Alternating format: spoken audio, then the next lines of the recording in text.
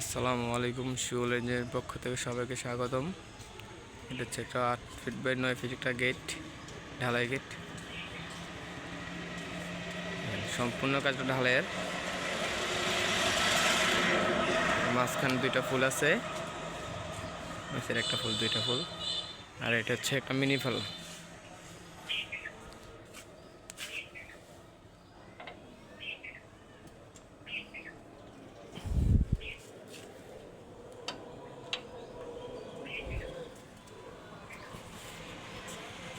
গেটটা হচ্ছে 2 পাল্লার, ভিতরে খুলে যাবে 2টা পাল্লা।